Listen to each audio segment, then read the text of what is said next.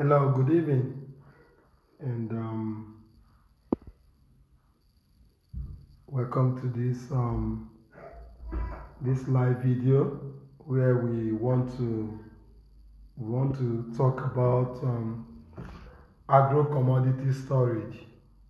Okay, agro commodity storage, and if you can hear me, please type I can hear you in the video so that I know that the audio is good and you can hear me. Okay, so you can just type it, I can hear you, and I'll be able to see it from this end that I can hear you. Okay, so we want to talk about storage of agricultural commodities, whether you need someone to help you do storage, whether it's something you can do for yourself, whether you can do it even when you don't have any customer database to help you do it, how to source for the right product, how to know what to buy and what not to buy. So if you can hear me, please you type I can hear you so that I know that I'm not just speaking to the air, the audio is nice and all that. Okay, so I wait for someone to type I can hear you, then I proceed.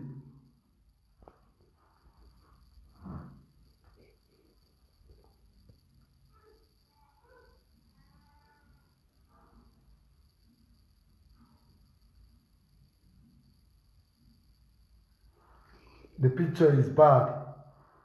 Wow. I don't have lighting and I don't know. But you can see my face, right? Yusuf, can you see my face? My lighting is poor. It's poor. I've not done night video like this before. I just decided, I want to give this out. Can you see my face at least? Can you see my face at least? Austin, please. Can you see my face?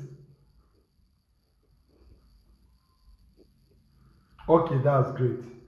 That's great. So let's proceed. Okay. Now we want to talk about storage of agricultural produce. Earlier this morning, I made a video about whether you need a customer, whether you need to gather customer database before you start agricultural storage. And I said we should not confuse the two business. We should not confuse agricultural trading and agricultural storage. It is two different business and it is two different business models. One thing you need to learn about doing business is this, especially when it comes to agriculture. The business model that you apply for egusi or the business model you apply for cow is not the same business model you apply for goats. There is no one system when it comes to dealing with agriculture. If not, you are going to lose money, and you are going to lose money the hard way. If you want to do the same business, the same business model you are using for cow, and you say, hey, I want to use the same business I'm using for cow, I want to use it for goats. The truth is that you are going to lose money, and you are going to lose money heavily. Okay, so now in agricultural storage, you don't need a customer. You don't need to go and find people that will buy those products before you store. What should influence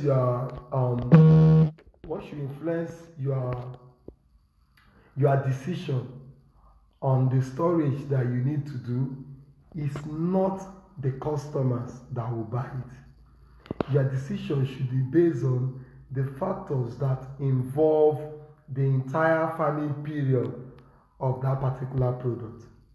Now let me explain this in a simple way. Let me use cassava. This year, cassava went on a high. the price of cassava shoots very high, and many people are planting cassava this period right now. Many people are looking for cassava to plant just because the plant of cassava, a pickup load of cassava, rose from 25,000 naira to up to 160,000 naira. That is almost more than 800% increase. So because of that rise, many people are now rushing to go and farm cassava or to buy cassava when cassava is on a low, process it and store. Now this is the decision many people are doing this farming period. On Facebook also, I'm seeing that many people are storing palm oil. I'm not trying to say that storage of palm oil is a bad decision this period. I don't actually know what informed their decision in storing palm oil. But the truth is that everybody that is into storage is doing palm oil. Everybody is trying to store the red oil. Okay, let me use the red oil. Everybody is trying to store it. Okay, and what it means is that there is tendency for the market to crash. There is tendency for the market to crash. This is not a message of doom. This is not me saying that the market is going to crash.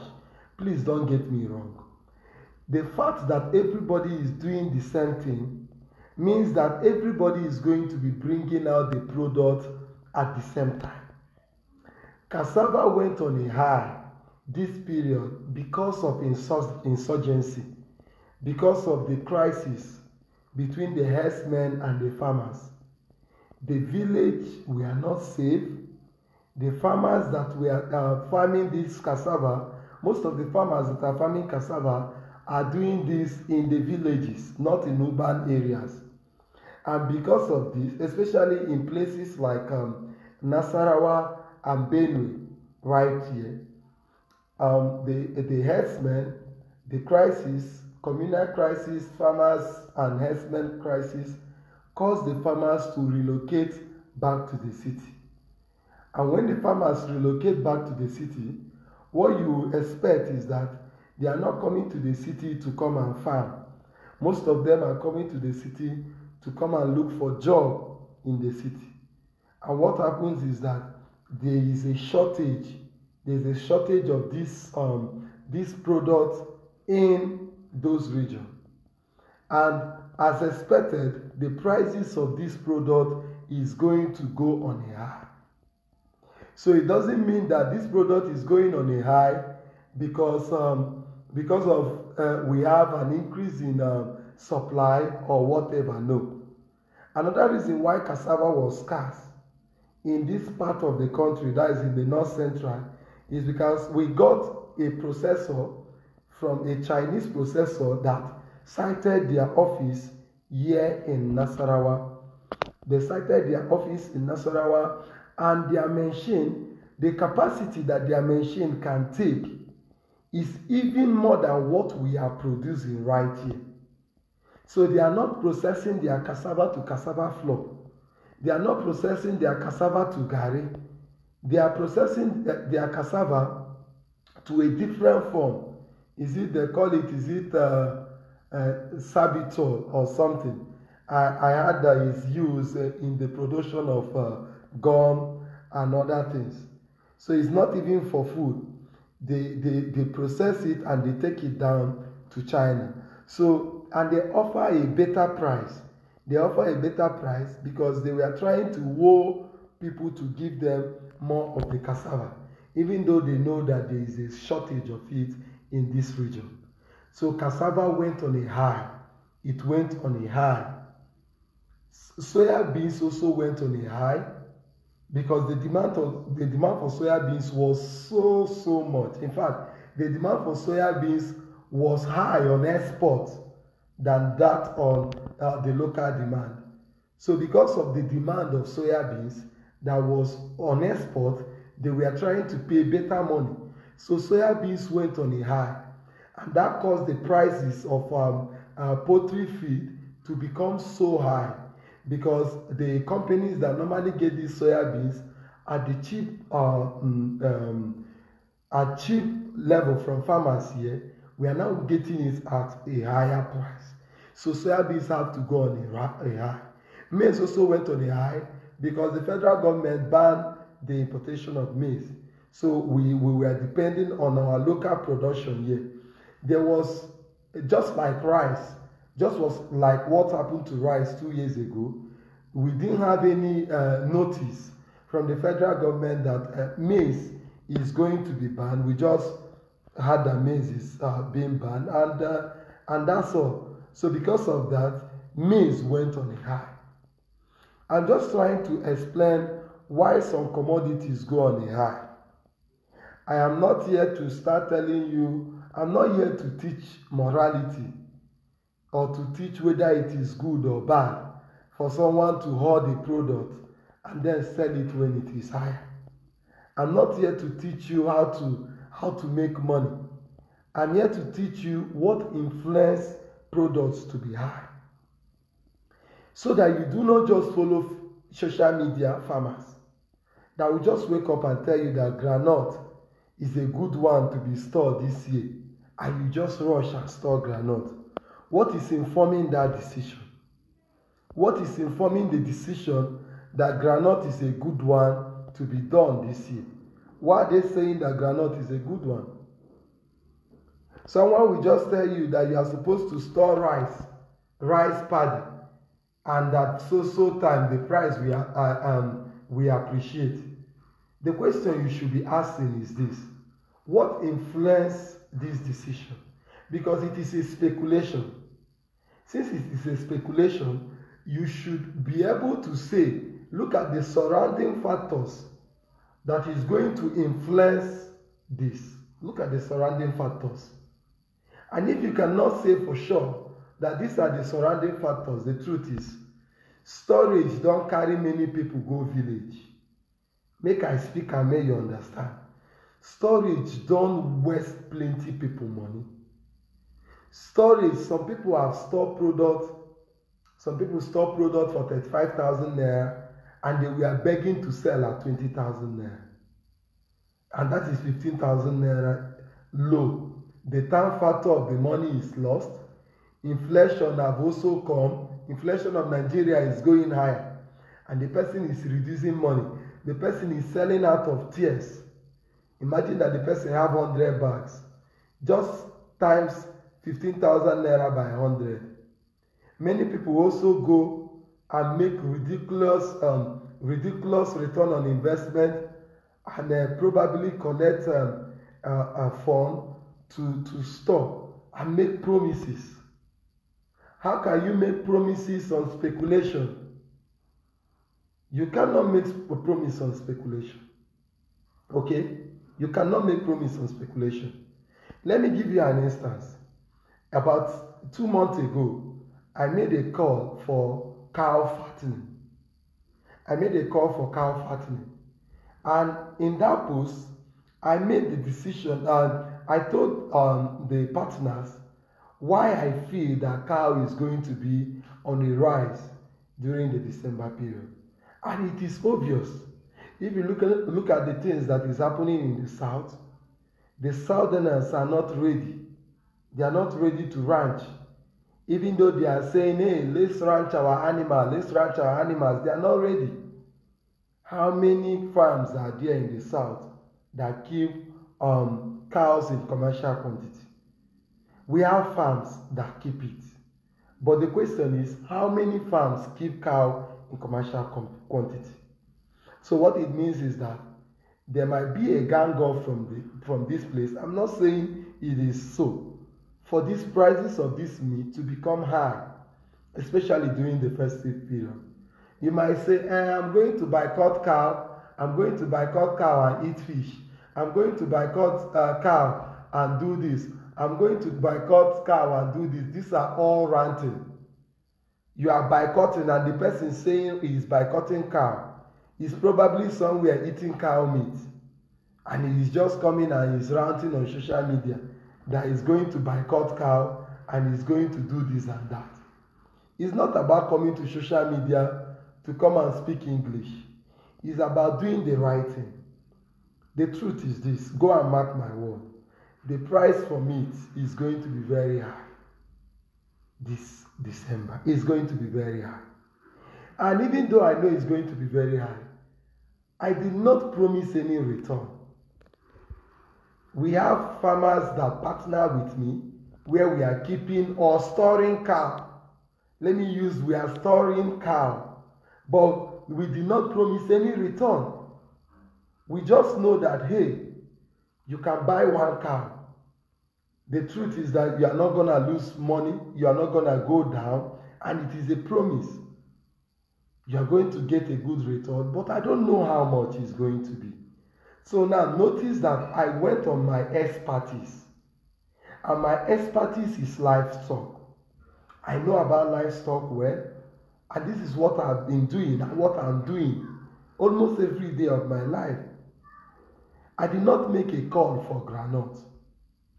And if I'm going to make a call for groundnut, I am going to tell you the reason why I feel groundnut is going to be on a high. Am I just making groundnut because somebody just farmed groundnut in my area and I want to use social media since I know that I have people that are listening to me on social media? I want to now use them to collect money and then just buy groundnut. Is that the reason why I'm buying groundnut? Am I buying palm oil because somebody just come on social media and tell me that palm oil is going to make money and I'm just, everybody is storing groundnut, palm oil for God's sake. For God's sake, everybody is storing groundnut, red oil. And even if you are going to make good return from red oil, what is influencing that decision? What is influencing that decision? So one thing you should know, especially when it comes to storage, is what is influencing your decision. What product do I think will make a very good sense this year? You know, somebody will be asking, what product do I think? I'm going to be talking about where I am. The rain this year was shortfall. The rain this year was shortfall. And because of that, we could not start planting maize at the right time. We wasted almost 60 days before we started planting maize. Even groundnut was not planted at the right time. Groundnut was not planted at the right time. But the truth is this. Immediately the rain started, even though we have missed our window, many people rushed and started planting maize. Because maize is like a staple food in Nigeria, and even though we have missed the window, many people started planting maize. I planted maize on 1 hectare and an acre. But I did not plant the maize to sell. It is for my animal. So the reason why I planted maize, even though I have missed the window, is because even in the dry season, I plant maize. I turn them to silage for my animal. So I don't sell my maize. I give it to my animal. Okay? So now, do I think maize is going to be a good decision to store? Well, it depends on the number of maize that is being produced. But I think that Bene seed is going to be a hot cake this year. Bene seed is going to be a hot cake this year. At this period, this is the period that we are warming up to plant Bene seed. But look at the rain. So if the farmers succeed in planting Bene seed this year, it's going to be in small quantity. And for those that will store Bene seed, this is not an investment call, okay? Please, do not take this as an investment call. If you want to get any investment advice, you can always meet a professional investor and he can give you advice, okay? I'm just telling you this for educational purposes. I feel that Bene seed is going to be a hot cake this year. I feel that Bene seed is going to be a hot cake this year. Okay? So now, farmers will be shuttling between either Bene seed or beans. farmers will be shuttling between Beneseed and beans. Because there is a 40 days beans that farmers normally farm. They normally farm the 40 days beans, and after the 40 days beans, they will now do the Beneseed. But this time, it's going to be hard to do that because we are already short of rain. And even though we have many water bodies in Nigeria, a very few of us is harnessing the power of irrigation. A very few of us is harnessing the power of irrigation. Many people believe that they cannot farm Beneseed till there is rain. This is a lie. Anybody that is telling you this lie is telling you a very big lie. Do not believe it, please. Do not believe it. You can't farm Beneseed even when there is no rain. Okay? You can't farm anything you want to farm even though there is no rain. You need to harness the power of irrigation. So Beneseed is going to be hot this year. Farmers are going to be thinking between Beneseed and beans, and it's going to be hot. Very, very hot this year. Okay? So Beneseed is one thing you should look out for. Another thing you should look out for is egusi. Egusi is going to be, nobody is doing it right now because the rain is unpredictable. Egusi is going to be hot. Cassava is still going to be hot because there is still insecurity in the bush and farmers are not returning to the bush. So cassava is still going to be hot. But the thing about cassava is that you can't store it. You can rather process it and store the process form. So you cannot store the raw material. If you harvest cassava, you are supposed to make use of it. Okay, so you cannot store it. So I'm trying to discuss products that you can store at your raw form. Okay, so Beneseed is something you should look out for. It has always been a hot cake. For the past 5 years, Beneseed has always been a hot cake, and please, it is something you should look out for. Okay, now, if I store Beneseed, how do I sell my Beneseed? Do I need to come and carry my Beneseed to Port Harcourt from Nasarawa to sell? Do I need to carry my Beneseed to Lagos from Nasarawa to sell? The answer is no. Please, if you are hearing this and you are getting value from what we are doing here, please comment that I'm getting value, okay? So that I know that I'm making sense, or probably I'm not making sense. You know, if I'm not making sense, let me go and sleep. If you are watching this live and you are getting value, please let me see that I'm making any sense. Okay, please comment.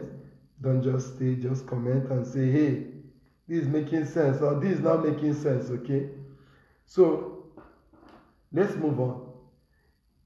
If I decide to store Beneseed, for instance, I just use Beneseed as one product. We still have a lot of products. We still have a lot of products that are going to be hot cake, okay? But I'm just using Beneseed. So if I'm in Port Harcourt, I know that there is no Beneseed in Port Harcourt, for instance, because the people in Port Harcourt think that Beneseed is not going to grow in Port Harcourt. Let me not go into that detail. Let me just talk about Nasarawa, Benue, that had a lot of Beneseed. So, if I want to store Beneseed now, do I need to now carry Beneseed?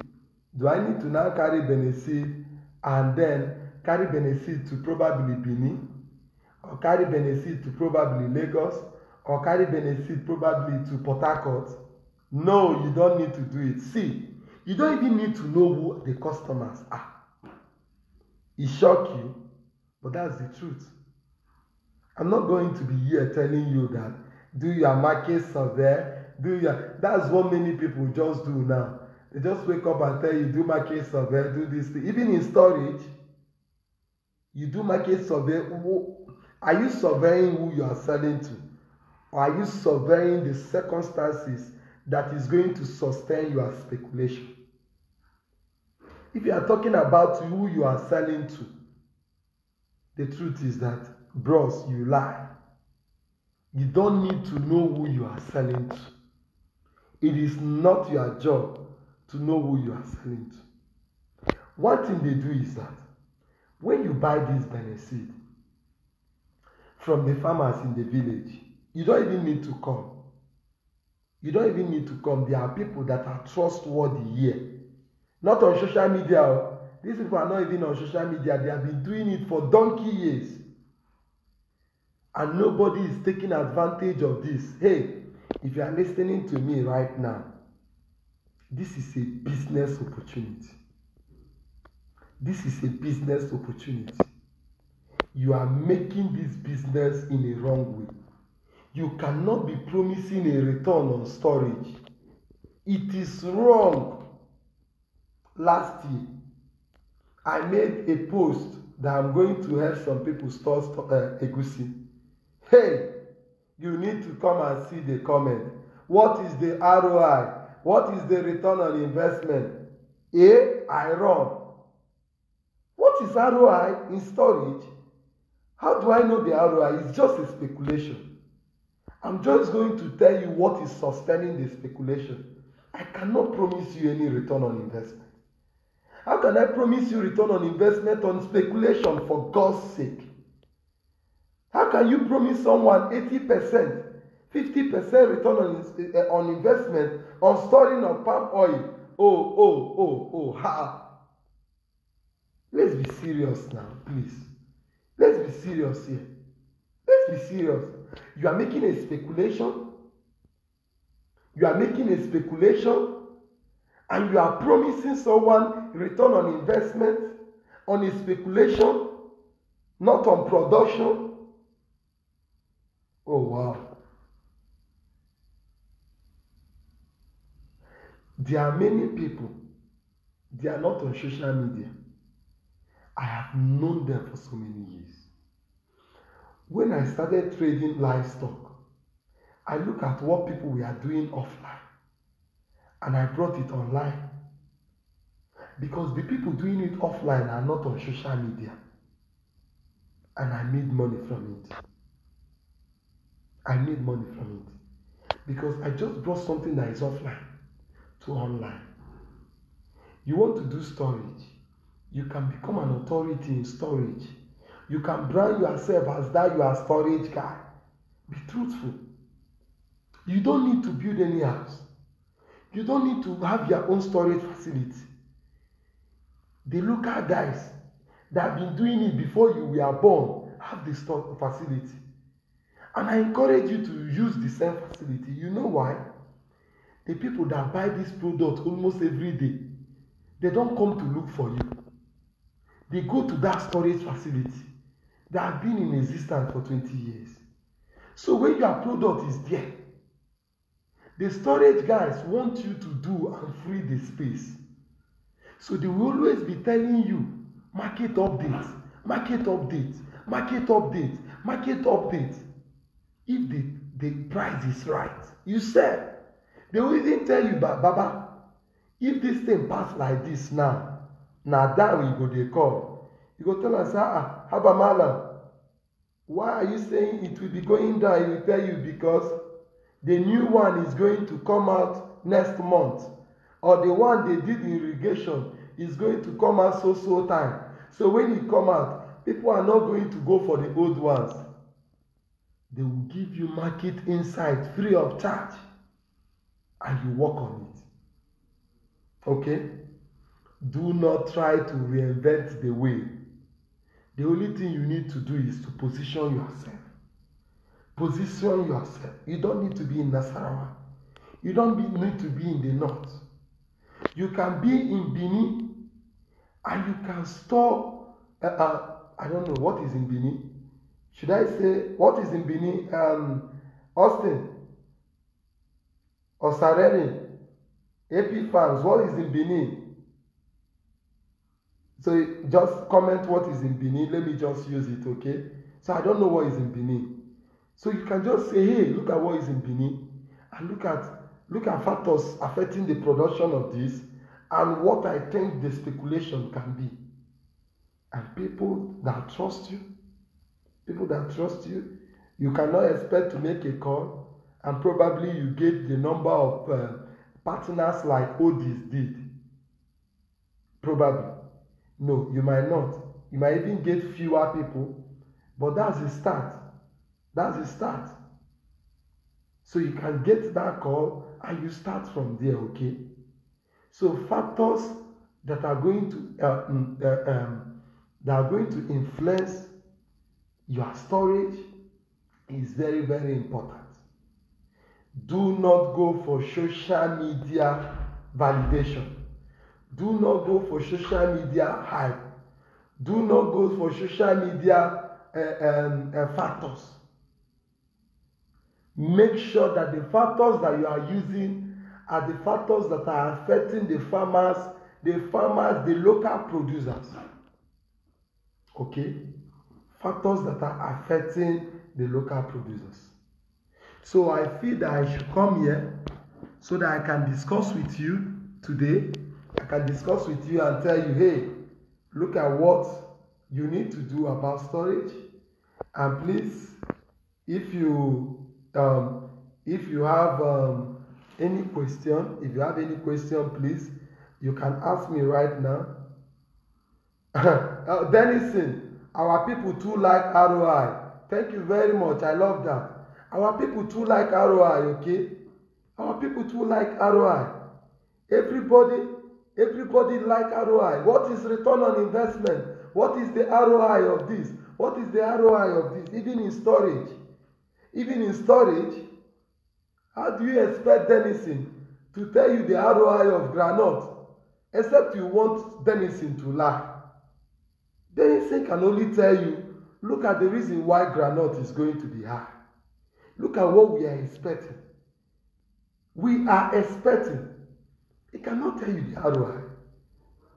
Denison can tell you the ROI of rice because he's a producer. He's a producer of rice. Denison said they will force you to call what is not viable. Hey brother, do not allow them to force you, okay? Don't. Let the person buy this thing and store himself. Okay? Just charge your 10%. Just charge your 20%. Baba, I'm going to be getting 20% of your profit. Okay? It's a fair deal. Those that understand business, from what I've been saying, have a business already this night. Those that understand business have a business already this night.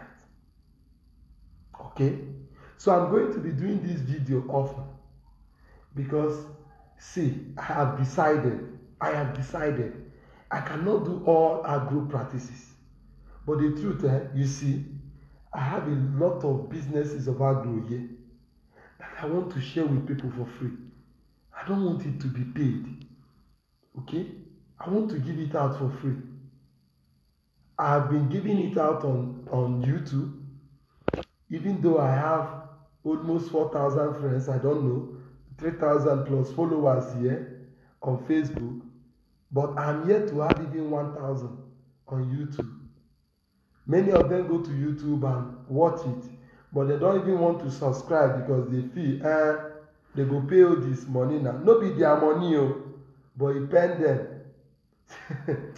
People are funny. I say, don't worry. I don't want to be paid. I'll still come to Facebook here and give you for free. Okay? I'll still come to Facebook and give you for free. So today, I'm talking about storage. I'm talking about storage today. Know your factors. You don't need a market for you to store products. You don't need a market. If Austin store egusi right now in Benin, you don't need to know people that buy egusi. What Austin need to do is to go and store the egusi where others are storing egusi. That's all. That's all. That's all. You don't need to know anybody. When you are talking about agro trading, that is when you need to find out the market. But when you are talking about storage, it is now a different game plan. Okay, guys. We have been talking for about 27 minutes. It's time for questions. If you have any question, you can ask right now. But I don't think, I think this is clear. I don't even think there is a need for any question. So today I've talked about commodity storage. Tomorrow, the next time I come here, I don't know whether it's tomorrow, I'm going to be talking about how you can start up your own farm. I'm going to be talking to those that want to go into crop production, especially my brothers in the south right now. The open grazing that have been banned in the south right now is a call for you to go into massive production of crop. So I'm going to be discussing with you how you can start this. Okay, I'm going to be discussing how you can start up your own crop production. You are supposed to have your own crop production, and it is very easy. It is very easy, but probably you don't know this because you have not been told. Okay, so I'm going to discuss this with you here free of charge. You don't pay a penny for it. Okay, just keep your money. Just keep your money. Okay, so in the absence of this, tomorrow is my anniversary. Okay, tomorrow is my anniversary. So this is my anniversary gift to you. You know, na person wey tomorrow na your anniversary, him suppose go drink beer. Oh, sorry. Na live video, man no call beer. I dey go drink beer. So, so tomorrow is my anniversary, and it's a great one. I'm happy. I'm happy. So guys, from the anniversary guy here, is a good night from this side, and thank you very much for coming to my TED Talk. Bye.